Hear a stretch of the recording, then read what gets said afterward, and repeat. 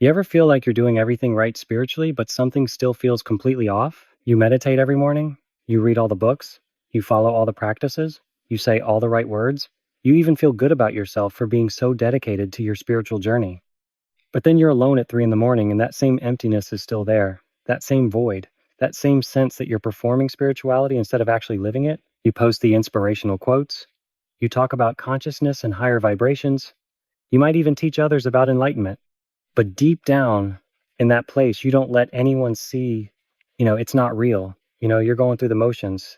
You know that if spirituality was really working, you wouldn't feel this hollow inside. And that realization is devastating because you've invested so much time, so much energy, so much of yourself into this path. You thought that if you just did enough, read enough, practiced enough, eventually you'd feel that peace everyone talks about. Eventually you'd experience that transformation. Eventually it would all click. But it hasn't clicked. And you're starting to wonder if maybe you're doing it wrong, or maybe you're broken, or maybe this whole spirituality thing is just another lie people tell themselves to avoid facing the brutal reality of existence. You see everyone else posting about their breakthroughs and their awakenings and their profound experiences, and you smile and like their posts. But inside you're screaming because you don't feel any of that. You feel like you're on the outside looking in at something everyone else seems to understand, but you can't grasp. And the worst part is, you can't even talk about this with anyone because admitting that your spiritual practice isn't working feels like admitting failure. It feels like revealing that you're not evolved enough, not conscious enough, not worthy enough of the transformation everyone else seems to be experiencing. So you keep pretending, you keep performing, you keep hoping that if you fake it long enough, eventually it will become real. But what if I told you that the entire way you've been taught to approach spirituality is fundamentally backwards? That the reason it's not working isn't because you're doing it wrong or because you're broken, but because almost everyone gets spirituality completely wrong from the very beginning? What if the emptiness you feel, the disconnection, the sense that something is missing, isn't a sign that you need to do more practices or read more books or attend more workshops? What if it's actually a sign that you're finally ready to understand what spirituality really is? Blaise Pascal spent his entire life dismantling the lies people tell themselves about spiritual life. He was a genius who could have stayed comfortable in the world of mathematics and science, celebrated and safe, but he walked away from all of it because he discovered something that changed everything. He discovered that what most people call spirituality is actually just another form of distraction, another way to avoid the one thing that actually matters. And what he found instead was so radical, so different from what everyone was teaching, that it's still misunderstood over 300 years later. Pascal understood that the human condition is a paradox, and trying to escape that paradox through spiritual bypassing only makes the emptiness worse. So turn off every distraction right now, not in a minute, right now. Because what I'm about to share with you isn't another technique or another practice to add to your collection. This is the truth that will either set you free or make you so uncomfortable that you'll want to click away. And if you click away, that's fine. But if you stay, I promise you'll never think about spirituality the same way again. Pascal was born into brilliance. By age 12, he had independently discovered Euclidean geometry. By 16, he was writing mathematical treatises that changed how we understand space itself. By 18, he had invented the first mechanical calculator to help his father with work. He was the definition of a prodigy, someone who could have coasted on intellectual achievement for his entire life. The world loved him. The scientific community celebrated him. He had everything that modern spirituality tells us we should want: success, recognition, purpose, contribution. He was changing the world through his work. He was making a real difference. By any measure, he was living a meaningful life. But Pascal felt empty. Not the kind of emptiness you can fix with meditation or positive thinking. The kind of emptiness that comes from recognizing that all your achievements, all your knowledge, all your contributions mean absolutely nothing in the face of infinity and mortality. He looked at the vast universe through his mathematical understanding and saw how small he was. He looked at his own inevitable death and saw how temporary everything was. And unlike most people who have that realization and immediately run toward distraction, Pascal did something terrifying. He sat with it. He didn't meditate it away. He didn't affirmation it away. He didn't spiritually bypass it away. He looked directly at the abyss of human existence and let it look back at him. This is where Pascal discovered the first truth that everyone gets wrong about spirituality. We think spirituality is about feeling good, about finding peace, about transcending suffering, about becoming enlightened, about vibrating higher, about manifesting abundance, about connecting with our higher self. We think spirituality is supposed to make life easier, make us happier, make us feel special. We treat it like a tool for optimization, like we're upgrading our internal software to run more smoothly. We approach it the same way we approach everything else in life, as a problem to be solved, a goal to be achieved, a destination to reach. But Pascal understood something that modern spirituality desperately tries to avoid.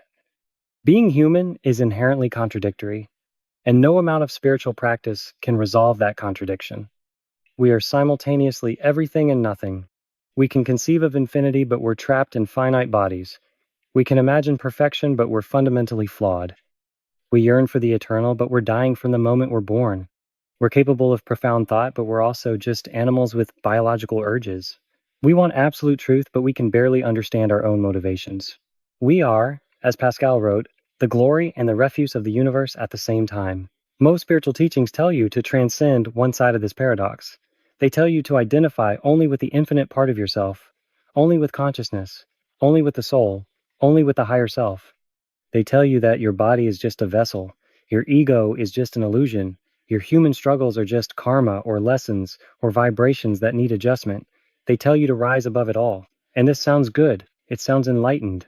It sounds like exactly what spirituality should be. But here's what Pascal realized. When you try to transcend your humanity, you don't become more spiritual. You become less human. And being less human doesn't bring you closer to truth. It brings you closer to delusion. Because you are human. You don't just have a body. You are a body. You don't just have an ego. The ego is how you interface with reality. You don't just experience suffering. Suffering is woven into the fabric of existence itself. Trying to spiritually bypass your way out of the human condition is like trying to build a house by denying that gravity exists. You can believe whatever you want, but reality doesn't care about your beliefs. Pascal wrote that all of humanity's problems stem from our inability to sit quietly in a room alone. Think about that for a second.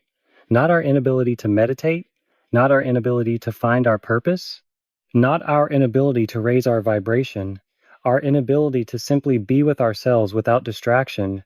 We fill every moment with something. Music, podcasts, social media, work, relationships, hobbies, substances, food, sex, shopping, television, exercise, even spiritual practices themselves. Anything to avoid the silence. Anything to avoid being alone with our own thoughts. Anything to avoid confronting the reality of our existence. And this is the second thing everyone gets wrong about spirituality. We think spiritual practices are the solution, but Pascal recognized they're often just sophisticated forms of the same distraction. You don't meditate to be present. You meditate to avoid dealing with the thoughts that arise when you're present. You don't practice gratitude to appreciate life. You practice gratitude to avoid feeling the pain of what's missing. You don't pursue enlightenment because you want truth. You pursue enlightenment because you want to escape the unbearable weight of being human. Your spiritual practice isn't taking you closer to reality. It's taking you further into fantasy. Pascal called this divertissement, diversion, distraction, entertainment. We are so terrified of facing ourselves, so horrified by the prospect of confronting our own existence, that we will do literally anything to avoid it. And spirituality, for most people, is just the most socially acceptable form of avoidance. It makes you feel like you're doing something important, something meaningful, something transformative. But you're not. You're just running. You're running from the same thing everyone else is running from. You've just dressed up your running in more enlightened clothing. Now, pause for a second, because I know what you're feeling right now. You're feeling called out. You're feeling defensive. You're feeling like maybe I don't understand your journey, your practices, your experiences. You think I'm being too harsh, too cynical, too critical of something sacred. And I get that. I really do. But can I ask you something? Do you have the courage to actually look at whether your spiritual practice is bringing you closer to truth or just making you more comfortable with lies? I'm not judging you. I've been exactly where you are. I've filled journals with spiritual insights that meant nothing. I've done practices that made me feel evolved while I was still avoiding the same patterns. I've used spirituality as a shield against reality more times than I can count. So when I'm sharing this with you, I'm not speaking from some superior position. I'm speaking as someone who had to face the same brutal truth that Pascal is offering us. If this is hitting you hard right now, I want you to do something. I want you to leave a comment and just write these 4 words. I choose parar de fugir. I choose to stop running. Because saying that out loud, even in a comment section, is the first step toward actual transformation instead of spiritual performance. And when you write that, you're not just helping yourself. You're giving permission to everyone else reading this to stop pretending too. We're all in this together, trying to figure out what it means to be human without lying to ourselves about it. So go ahead, write it now. I choose parar de fugir. Let that be your declaration that you're ready for the real work. All right, let's keep going because this gets even deeper. After Pascal had this realization about distraction and the human condition, something happened that changed his entire life. On November 23rd, 1654, between approximately 10:30 p.m. and 12:30 a.m., Pascal had what he called his night of fire. This wasn't a meditation breakthrough. This wasn't a psychedelic experience. This wasn't a gradual awakening. This was 2 hours of direct encounter with what he called the God of Abraham, God of Isaac, God of Jacob. Not the God of philosophers and scholars, not the abstract concept that intellectuals debate, the living God. And here's what's crucial to understand. Pascal was one of the most brilliant minds in human history. He could construct mathematical proofs that bent reality. He could argue philosophical positions that dismantled centuries of thought. He had the intellectual capacity to understand and articulate almost anything. But when he tried to describe what happened that night, words failed him completely. He wrote fragments: fire, certitude, joy, peace, God of Jesus Christ, forgetfulness of the world and everything except God, and then this line: rightfully found only in the ways taught in the gospel, total submission to Jesus Christ. For someone as intellectually sophisticated as Pascal, this is shocking. He's not describing an intellectual understanding. He's not explaining a philosophical insight. He's pointing to an experience that transcends everything the mind can grasp. And he knew it was real in a way that nothing else in his life had been real. So real that he wrote it down on a piece of parchment and sewed it into the lining of his coat, and he wore that coat every single day for the remaining 8 years of his life. When he changed coats, he would carefully remove the parchment and sew it into the new one. He carried this description of his encounter next to his heart, literally, until the day he died. Think about what that means. This brilliant scientist and mathematician and philosopher had a direct experience of the sacred that was so transformative, so undeniable, so central to his existence that he needed to keep it physically close to his body every moment. Not because he was trying to remember it, but because everything else in his life became secondary to that single encounter. All his achievements, all his knowledge, all his intellectual prowess meant nothing compared to those 2 hours of fire. And this brings us to the third thing everyone gets wrong about spirituality. We think it's about us. We think it's about our growth, our evolution, our consciousness, our enlightenment, our awakening. We approach spirituality like a self-improvement project, like we're trying to become better versions of ourselves, like we're trying to unlock our full potential, like we're trying to optimize our existence. We make ourselves the center of our spiritual journey. But Pascal discovered that real spirituality isn't about you becoming more, it's about you becoming less. It's not about adding practices and knowledge and experiences and achievements to who you are. It's about stripping away everything that you think you are until all that's left is naked reality. It's not about building yourself up. It's about being utterly undone. The goal isn't to feel good about yourself. The goal is to die to yourself. And most people aren't ready for that because we've been sold a version of spirituality that promises transformation without death, rebirth without crucifixion, resurrection without burial. Pascal walked away from everything after his night of fire. He stopped pursuing mathematical glory. He stopped caring about intellectual recognition. He moved into a monastery associated with the Jansenist community at Port Royal. He gave up the comfortable life he could have had as a celebrated genius and instead spent his remaining years writing fragments about the human condition and the need for divine grace. He knew he was dying, his health had been failing for years, and he chose to spend his limited time pointing people toward the truth he had encountered rather than adding to his list of worldly achievements. Here's what makes Pascal so different from modern spiritual teachers. He didn't promise that following his path would make your life better. He didn't promise peace or prosperity or purpose or fulfillment. He promised that if you actually confront the truth of your existence, you'll realize that you cannot save yourself, you cannot fix yourself, you cannot enlighten yourself. You cannot transcend yourself through any practice or technique or method. The heart has reasons that reason cannot know, he wrote. You can't think your way to God. You can't meditate your way to God. You can't manifest your way to God. You can only be found by God. And this is offensive to modern spirituality because it removes you from the center. It says that all your practices and all your techniques and all your methods are ultimately powerless to bridge the gap between finite and infinite, between human and divine, between mortal and eternal. It says that grace, unearned and undeserved favor, is the only thing that can reach across that gap.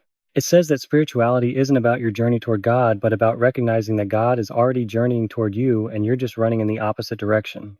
Most people can't accept this because it means admitting that we're not in control. It means admitting that our spiritual achievements don't make us superior. It means admitting that we need something outside ourselves. It means admitting that we are fundamentally insufficient. And that's the one thing the ego cannot tolerate. So we create spiritual systems that keep us at the center. We create practices that make us feel like we're making progress. We create hierarchies where we can measure ourselves against others and feel advanced. We create entire philosophies built around the idea that we can become God instead of accepting that we need God.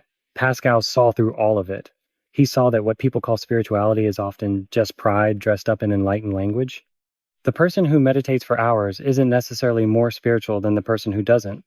They might just be more disciplined at avoiding reality. The person who can quote scripture or philosophy isn't necessarily closer to truth. They might just have a better memory.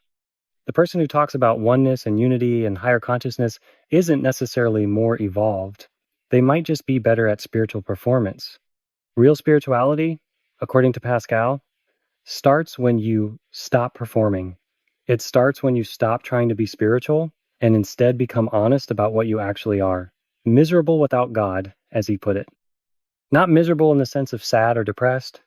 Miserable in the sense of incomplete, insufficient, unable to fulfill your own deepest longings through any human effort. And this isn't depressing. This is liberation. Because once you stop pretending you can save yourself, you become available to be saved. Now, I know some of you are watching this and thinking this sounds like religious dogma. This sounds like the opposite of the free, open, inclusive spirituality you've been practicing. And you're right. It is different. Pascal was a Christian, specifically a Jansenist Catholic. And he believed that Jesus Christ was the only way to bridge the gap between humanity and divinity. You don't have to agree with his theological conclusions to benefit from his psychological and existential insights, but you should at least be honest enough to ask yourself, what if he's right? What if all the spirituality that makes you feel good and empowered and evolved is actually keeping you from the truth you need most? Pascal created what's now called Pascal's wager as a way to think about this. He said, if God exists and you believe, you gain everything. If God exists and you don't believe, you lose everything. If God doesn't exist and you believe, you lose nothing. If God doesn't exist and you don't believe, you gain nothing. So rationally, betting on God makes sense. But the wager isn't really about rational calculation. It's about forcing you to recognize that you're already betting your life on something. You're already living as if certain things are true. You're already placing your faith in something, even if that something is just your own ability to figure it all out. Most modern spirituality is a bet that you can heal yourself, save yourself, enlighten yourself through the right combination of practices and insights and experiences. Pascal is saying that's a losing bet. Not because you're not trying hard enough, not because you haven't found the right teacher or technique, but because the human condition itself cannot be resolved through human effort. We are the problem. We cannot be the solution. You know what's interesting?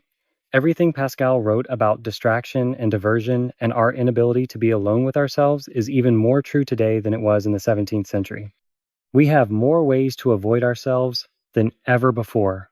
Infinite content, infinite entertainment, infinite spiritual practices, infinite communities, infinite everything. And we're more anxious, more depressed, more empty than ever. Because none of it works. None of it fills the void. None of it resolves the fundamental contradiction of being human. I want to pause here, because if you've made it this far in the video, you're clearly looking for something real. You're clearly tired of the shallow answers and the spiritual platitudes and the self-help that doesn't actually help.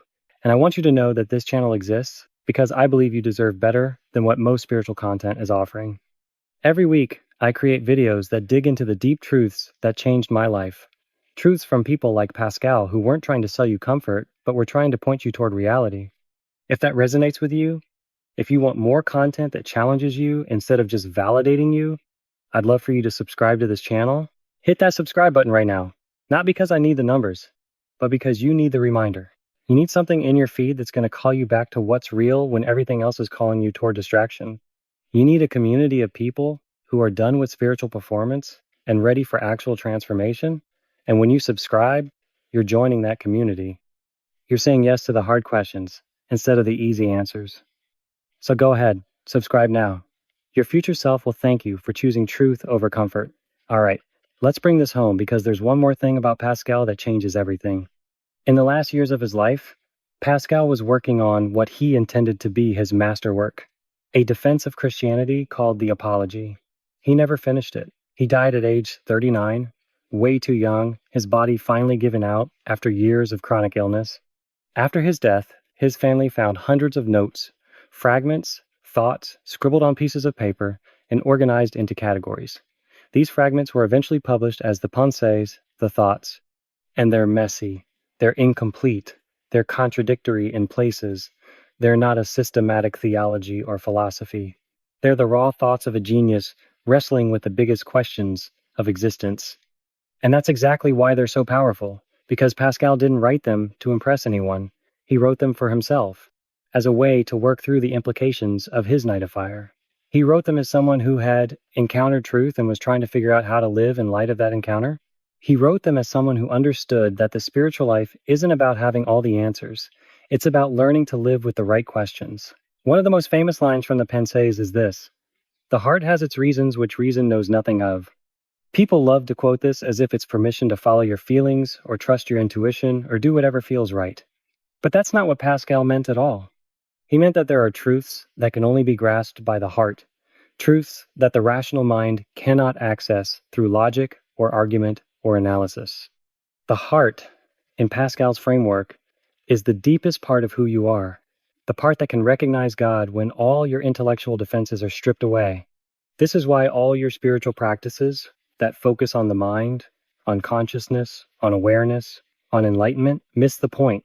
You're trying to use your head to reach something that can only be known by your heart.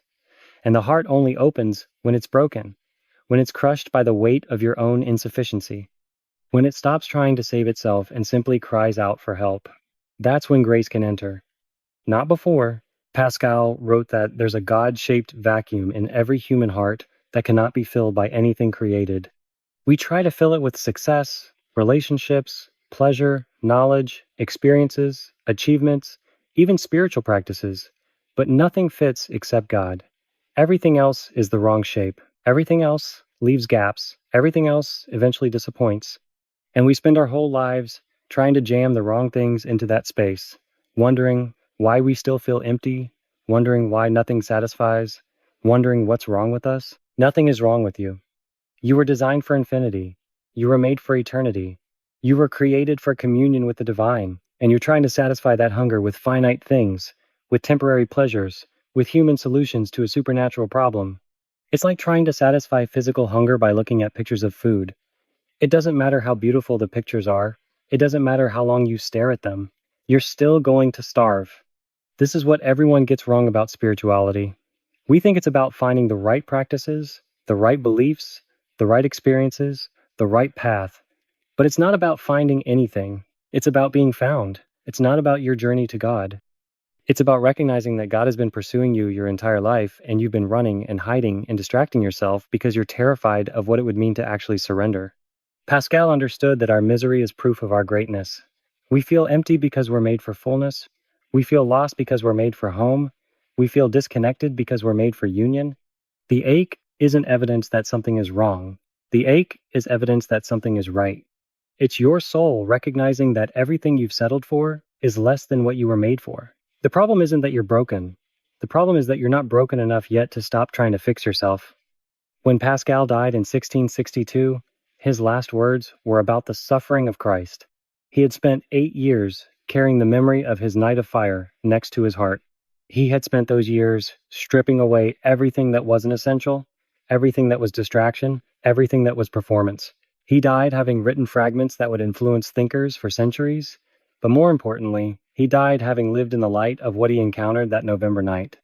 He died having bet everything on the reality of God. And from everything we can tell from his writings and from the accounts of those who knew him, he never regretted that bet. So here's what I want you to take away from Pascal's life and from everything we've talked about today. Stop trying to be spiritual. Start trying to be honest. Stop performing practices that make you feel evolved. Start confronting the reality of your own insufficiency. Stop running from yourself through distractions, even spiritual ones. Start sitting in the silence and letting it reveal what you're actually avoiding. Stop trying to save yourself through your own effort. Start recognizing that maybe, just maybe, you need to be saved by something beyond yourself. This isn't comfortable. This isn't the empowering message that modern spirituality sells, but it's real. And if you've been doing all the right spiritual things and still feeling empty, maybe it's time to consider that the emptiness isn't a problem to solve. Maybe it's an invitation. An invitation to stop filling the void with created things and instead allow the Creator to fill it. An invitation to stop being the center of your spiritual life and instead make room for something infinitely larger. An invitation to stop performing and start surrendering. Pascal spent his life discovering that order underlies chaos, that patterns govern what seems random, that there's a mathematical beauty to the universe that points beyond itself. But he also discovered that knowing about God and encountering God are completely different things. You can understand every theological concept and still miss the one thing that matters. You can practice every spiritual technique and still be running from truth. You can become an expert on enlightenment and still be completely in the dark. The question isn't whether you're spiritual enough. The question is whether you're honest enough to admit that all your spirituality hasn't given you what you actually need. Whether you're brave enough to stop trying to be your own savior. Whether you're ready to recognize that the God-shaped vacuum in your heart will never be filled by anything you create, achieve, practice, or become. It can only be filled by God himself. And maybe that terrifies you. Maybe that sounds like giving up control, giving up autonomy, giving up the modern promise that you contain everything you need within yourself. Good. Be terrified. Be unsettled. Be uncomfortable. Because that discomfort is the first honest thing you've felt in a long time. That's not spiritual bypassing. That's not positive thinking. That's reality breaking through all your defenses. That's grace knocking on the door of a heart that's finally too exhausted to keep running. Pascal's life is proof that genius isn't enough. Achievement isn't enough. Knowledge isn't enough. Spiritual practice isn't enough. The only thing that's enough is the encounter with the living God that transforms you so completely that you spend the rest of your life carrying that encounter close to your heart, letting it reshape everything else. That's not religion. That's not doctrine. That's not theology. That's life. Real life. The life you were actually made for. So what are you going to do with this? Are you going to add it to your collection of spiritual insights and move on to the next video, the next teaching, the next practice? Or are you going to let it actually challenge you? Are you going to keep performing spirituality, or are you going to start pursuing truth no matter where it leads? Are you going to keep trying to save yourself, or are you going to finally admit that you can't? These aren't rhetorical questions. These are the questions your life depends on. Because you're dying. We all are. Every day that passes is one less day to figure out what's real and what's distraction. Pascal died at 39. You might have more time than he did. You might have less. But however much time you have, the question remains the same. What are you going to do with it? Are you going to spend it running, or are you going to spend it seeking? Are you going to fill it with distractions, or are you going to face what you've been avoiding? Are you going to bet your life on yourself or on something infinitely greater? Pascal made his choice. He bet everything on God. He walked away from worldly success to pursue eternal truth. He carried his encounter with the divine close to his heart until his last breath. And 300 years later, we're still talking about him because what he discovered wasn't just true for him. It's true for all of us. We're all miserable without God. We're all trying to fill a God-shaped vacuum with things that don't fit. We're all running from the one thing we need most. And we're all going to keep running until we finally get tired enough, broken enough, honest enough to stop. Maybe today is the day you stop running. Maybe today is the day you admit that everything you've tried hasn't worked. Maybe today is the day you become available to be found instead of endlessly searching. Maybe today is the day you encounter fire.